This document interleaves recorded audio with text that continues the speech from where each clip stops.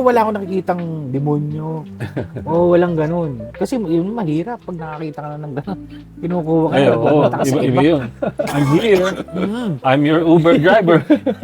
Iba yun. May hawak-hawak na gano'n. Sundo ka na. Buti nga walang ganun. Yun ang mahirap pag nakakita ka na. The Backyard Truth. The Backyard Truth. The Backyard Truth.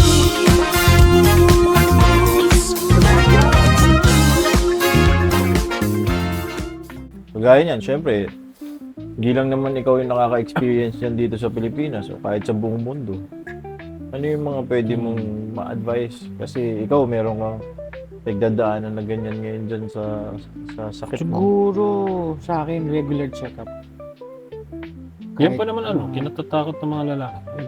Lahat ng Check-up. tao, actually. Lahat ng tao. Kahit mga, usually nga, yung mga matatanda, ayaw. Kasi ayaw nila malaman yung sakit nila. Which is mali. Yun nga yung sinabi ng doktor. Kaya nga tayo merong laboratory para sa lab ng tao eh. Kumbaga malaman kung ano yung sakit mo. Kaya tayo may doktor, yun ang gagamutin nila. Diba? Yun yung point nun. So kung ikaw, go ka lang ng go, tapos kahit may nararamdaman ka, okay lang, wala kang pakiramdam. Bukas yan, wala na yan. Hindi pa pwedeng ganun. Kailangan nakamonitor kasi sa sarili mo yun. O kaya meron kang loved ones or meron kang girlfriend, boyfriend o kung ano man. Kailangan monthly or ano man, kahit na siguro every 3 o 6 months. Pakuha ka ng dugo, Pakuha no? ng dugo. Laboratory. Mura lang Dugo kasi naman. nakikita. General ka lang. Mahal kasi magkasakit talaga dito sa atin. Alam mo yun, tapos pagka may sakit ka, kailangan hindi naman lahat may insurance, di ba? Hindi naman lahat may insurance eh, pare, kagaya ng iba. Yung iba, punta ka nga ng ospital, yung sa mga public, di ba? Baka meron ka nararamdaman, bago ka ma-check, magaling ka na eh. Kasi pumipila eh, di The ba? first time namin yun, Pipila talagang naranasan namin yan sa sa pinsan ni Kat. Diretso sila ng public hospital. And then, talaga mag-aantay sila sa labas ng hospital. Kahit na ano pa pinagdadaanan mo dyan. Naranasan ko yan sa yung na lang banggitin sa hospital. Papacheck up lang ng mata. Check up lang. Ang haba ng pinila namin, kasama ko pa sa mama. Haba ng pila. Sige, tsagain natin. Sa pa si Navy, friend ko. Pila kami. Tapos, ang tagal namin sa pila. Pero nasa loob na kami. Sa loob na kasi iba yung pila sa labas, iba yung pila. May dadaanan ka. Ang mahirap pa nun, sabi namin, ba't di mo ako tinatawag? Sabi nung ni mama. Hindi mo tinatawag yung anak ko. Kanina pa kami nandito. Naku, nawawala po yung papel niyo. Ba't di yung sinabi na nawawala? Diba? Yan ang problema. Sabi niya, yan ang problema sa public eh. Diba? Lahat kayo, hindi kayo marurunong. Kaya siguro ang pinakamagandang Kasi lesson yun. umalis na kami noon, inalis na kami. Tapos yun yung lumipat ako sa eye center. Oh, anyway, nabanggit mo nga yung girlfriend mo si Nikki. Eh, kamusta naman kayo ngayon? Parang, syempre, hindi na kayo kagaya dati nung okay kayo. Yung dati, syempre, marami ng limitasyon ngayon. Syempre, siguro, paano yung relationship nyo ngayon? Paano nyo tinanggap yung pagkakaroon ng boyfriend na nagdadialysis? Syempre, sinasamahan ka niya, paano? Siguro, siya sobrang tiyaga lang niya talaga. Kasi hindi naman ako naalagaan nung unang bago ako i-dialysis, diba? Unang serious kasi yung sakit niya. Tapos yung sumunod, siya na lahat. Kaya sabi ko, itong taong to, kasi di ba may mga tao na, pag nagkasakit ka, iiwan ka ng asawa mo. Meron nun sa dialysis. Classmate ko siya ng high school pa. Grade school pa. Nagkikwento yung nanay niya. Nagkasakit siya ng dialysis. Nagka-CKD na siya. After ilang week, kiniwalayan siya ng asawa niya. Kasi nagkasakit siya. Pero, kumbaga parang siguro sila may sa kanya-kanyang rason. Pero at least si Nikki kasi hindi siya yung taong mabilis sumuko kahit pa paano. Kasi lahat nung ano ko, siya nagbantay sa akin. Siya ang nagkasikaso. Ilang years na kayo na? 5 5 years na ba? 5 5 Tagal years na rin. Tagal na rin Tagal pala, na. no? Nasubukan kayo kagad, no? Oo. In that period Yung of time. unang, yung kami ni Jerome, hindi siya makapunta kasi nga bawal ang bisita. And again, COVID time to. Oo. Bawal bisita eh. Kahit siya kasi sinuwab eh. Swab test eh. So, gana Hindi punta, siya swab. pwede. Kada punta ba yun? Bawal kang Lumabas. Actually, Oo. bawal kang lumabas. Pag Kasi nasa loob ka pag na. nasa loob ka na, ikaw na, diyan ka na. Para ka na ring housemate doon na... Housemate ka na ni Kuya. Oo, hindi nila alam. Matigas ang ulo namin, matigas ulo ko. Kita ko, Martin, ganyan. Di mo ko rito, Tin. Papalit, ito yung sa akyat. Wala silang magawa sa amin, pare. Okay. Pero kung Oo. tutusin, hindi talaga Bawal. inaalaw yan. Meron pa nga isang beses, di ba, mahigpit. Si Papa ang nagpalit-pumalit sa'yo. Kasi kailangan lalaki. Kasi makikita Oo, babae. oo, nagpalit kami, kailangan. Si Papa naman nagbantay sa kanya. Pero Eh, kasi na hindi ko ako, naman kaya nang ako lang nandun ako sa ospital na ilang araw. nakakulong din. Tapos hindi ka naman makatulog doon, yung bangko ka lang na hindi sofa bed. Hindi, malambot naman. Kasi pagtingin ko sa kanya, mas tulog pa siya sa akin. Ganun pa siya. Kaya lang, hindi ka komportable kasi maliit yung higaan Oo, mo. makitid. Oo. Makitid. Hindi ka gaya pag nasa kama ka, kahit single, makakaikot-ikot ka. Eh, doon pag umikot ka, diretso ka Diretso sa... sa sahig. Eh, yun ngayon, syempre, marami ng pigil kayong ginagawa, syempre. Oo. Paanong setup nyo? Paano nyo napag-uusapan? Ano nyo? Baka, kasi syempre, may mga couple dyan na, o kaya mag-asawa dyan na gusto na sumuko kasi may sakit yung isa na nahihirapan Baka ganun Siguro sa amin, sa akin sa tingin ko lang malapit lang rin kami kay God kahit paano. Kaya siguro kami ganito, kahit na paano yung kumbaga yung dating ginagawa o nangyayari, hindi na kami makapunta sa ganito, hindi na makaganyan kasi magdadialysis ako. Diba? Hindi na pwede yung katulad nung dati na punta tayong ganito, pasyal tayo, Kumaga malaking adjustment yan from the usual happenings ng mag-partner, Normal mag-girlfriend, boyfriend na, punta tayo, kain tayo ng samgyup. Kaya, let's go, punta tayo na medyo malayuan. Ngayon, syempre, dahil sa condition nyo, kailangan nyo i-adjust. And siguro may portion ng mga tao na pinagdadaanan niya na parang hindi kayang umadapt sa ganong klaseng sitwasyon. Kaya may nangyayari na nagkakaiwalay, nagkakalabuan, medyo na-fall out of love. Tapos meron din namang portion ng mga tao na will push through, will stick through. Yeah. Willing sila pagdaanan yung hirap, willing to sacrifice certain Yes, things. until the end. Oo. Kasi iba, kaya sumusuko siguro parang mahina Diba? Mahina. Emotionally, mentally. Oo, mahinang pag naiisip nila, wala yan, ganyan. Yung iba nga, iniisip, mamamatay din yan. Yun ang mali di ba? Kailangan maging strong kayo, lalo na partner kayo. Diba? Hindi katulad ng iba, talagang bumibigay na kasi ayaw na, dahil na. So talagang naging blessing din na ang napuntang partner sa is yung talagang kakapit din sa'yo na. Oo. Actually, bago naman yung mga yan, bago naging girlfriend na as in na matatagal din. Kaso talagang ngayon, sinubok din kami. Kami yung sinubok. Kasi nagkasakit ako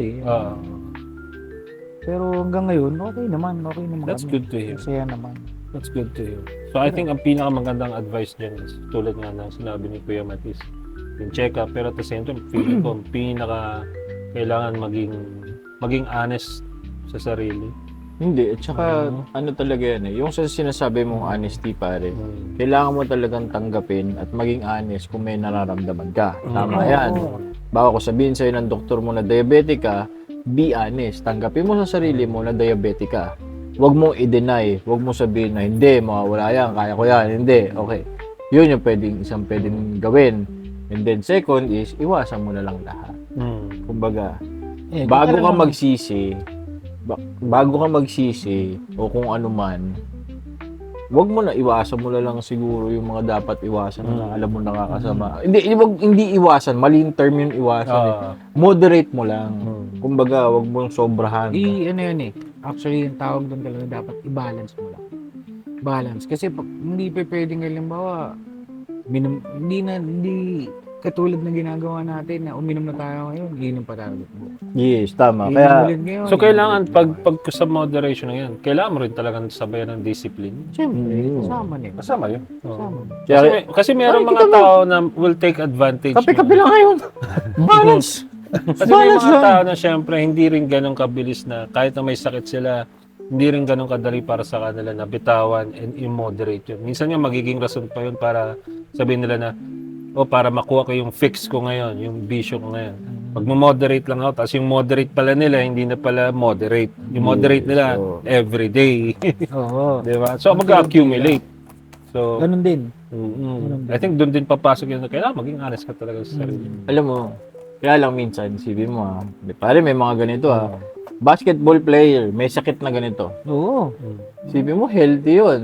Oo. Siyempre, araw-araw nag-ensayo yun, tumatakbo, nag-workout, pero nagkakasakit. Minsan talaga, kung ano yung bibigay sa'yo ng Diyos, para sa'yo, Yun para talaga. sa'yo. Baka nga mamaya, ginagawa lang din yun ng Diyos para, alam mo yung way niya yun para, lumapit ka sa akin, bumalik ka. Yeah. Yun yung... Ako, dumating ako sa totoo lang, aminin ko dumating ako sa point na bakit napakasama ako ba, God? Kinestyon mo siya. Oo. Napakasama ako ba? Pero, simula nung nakwento sa akin ng utol ko na, tol, nabuhay ka, ganyan, wala ka na, ganyan ka, naglahat sila, nag-iiyak ka na, sila mama, sila, kahit siya, alam ko, umiyak. Simula nun, parang sabi ko, hindi na kita questionin. Kasi, kumbaga parang, binalik mo naman ako eh. Kaso nga lang, yung binalik mo ko, meron nga lang, kumbaga may consequence. May lesson na, May kumbaga may nangyari lesson. sa'yo. So parang mangyari, huwag mo na lang ulitin. Yun na lang sunod. Para sinabi niya, pagbibigyan pa kita, pero Oo. hindi mo na magagawa yung dati mong ginagawa. Alam ko wala na eh. Alam ko wala na. Kasi hindi ko na alam yung nangyari nun. Simula nun. Alam ko umihi pa ako nun eh. Sa CR. Kasama kita, sabi ko pa sa'yo, tol, samahan mo ako. Ihi ako o... Hindi, Nag-gyms ako. sa dami nang nangyari hindi ko na rin maalala. Pero Masyadong yung sa ER, mahaba kasi oo. yung masyadong mahaba yung gabi. Ako hindi ko ito pa, kung yung huling na ICU ako, yun, ang daming na parang kung ano-ano yung Flashback? naisip ko, kung ano yung naisip ko. Tapos meron akong, ang hindi ko makakalimutan doon, tutulog ako na ICU, naka-tube ako. Tube ako lahat, aircon naman, wala nga lang TV. May cross sa harap ko, Papa Jesus. Tuwing natutulog ako, tulog ako. Pag gigising akong gano'n, gumagalaw yun. Oh? Oo. Bababa yun. Tapos taakyat yun. Hindi ko alam kung dahil sa gamot na pinapasok sa katawan ko o kaya ako hallucinate, di ba? Ay kung gano'n. Kaya ito. Pero talagang gumaganon siya, mga baba, akyat. Tapos, kinabukasan, iba naman. Pag titingin ako sa gilid ko, nasa gym naman ako. Gym? Oo. Nasa Workout gym. ka? Hindi, wala. Parang naglalakad lang ako. Oo. Tapos parang naglalakad ako nasa gym. Tapos kinabukasan, kaya ako naisip to kasi naalala ko lang. Pero yung gamot siguro na pumapasok sa akin, sobrang lakas. Hindi kasi ang nangyayari Sobrang sa'yo lakas nun, na kami nangyayari. yung nandun, sinasabihan kami, sinesedate ka talaga ng malakas. Kasi nagwawala ako. Di ba? Nagwawala ako. Inaano ka, talagang Kasi malakas yung nagwawala inaano ako. sa'yo. Kaya ganun ang nangyayari sa'yo, nag-hallucinate ka. Kung ano-ano. Nasa park, nasa gym. Basta kung ano-ano nakikita ko, Pero wala akong nakikitang demonyo. O walang ganun. Kasi yun mahirap pag nakakita ka na ng ganun. Kinukuha ka Ay, na. oo. Punta ka sa Iba yun. I'm here. Mm. I'm your Uber driver. Iba yun. May hawak-hawak na gano'n. Sundo ka na. Buti nga walang ganun. Yun ang mahirap pag nakakita ka ng ganun. Pero yung cross, talaga bumababa. Tapos aakyat. Bababa. Weird yan yung kwento mo sa akin na cross na yan. Kasi nung nangyari yung sa anak ko kay Kat, nung after ng operation niya is yung first operation niya is yung tatanggalan na siya ng tumor. Hmm. So after ng operation niya, tinawag na kami sa operating room para i-brief kami kung ano naging resulta. So maganda naman yung resulta, successful operation. Pinakita sa akin yung picture ng tumor. Ang shape niya, cross. Talaga? Kaya nung sinabi mo na ano ko, kasi parang siyang tissue, parang siyang, hindi tissue na, yung tissue paper, parang siyang tissue natin ng balat. Pero parang siyang chicharong bulaklak, na itim yung loob, pero shape ng cross din. Kaya nung Talaga? kwento yun, parang, very, very parang interesting yan. Mm. Kasi parang, nangyari during hospitalization mo, life or death, tapos sa anak ko, life or death Ganun din. din. Ganun. Very interesting na Tapos biglang diba, magkakaroon ka ng kahit ganun. pa paano nakasurvive ng anak Yes, mo. tapos magsusurvive, tapos very interesting na during those moments para magkakaroon ka ng divine intervention or alam mo yung parang may makikita kang ganun. Oo, kasi pag pag wala, hindi mo naman nakikita yun. Pag yung normal ka, katulad niya, ikaw nakakita ka ba ng gano'n? Nanonood ka? Hindi, di ba? Kahit sino sa atin. Pero ako talagang hindi ko makakalimutan yun. Talagang aakyat, bababa. Pero nagdadasal ako, gabi. Go, muna ako ganyan. Tsaka tinatanggal ko raw yun, tube ko. Kaya nakatali siya nun. Nakatali ako. Naka-NGT ka na? nagwawala ako. Oo. Nakatali siya. Nakatali ako kasi nagwawala ako. Ikakabit ka dun sa railing ng kama mo. Oo, kaso ginagano ko. Eh, malakas ka. Sikat ka, kaya niya eh. Kaya nga Pinatanggal din ikaw. nag-decide ako, sinabi ko, kadena nyo. Pinadena ba eh? Dog food ang binigay. Dog po.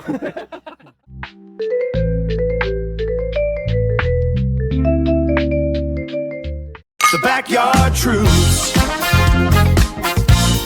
The Backyard Truth.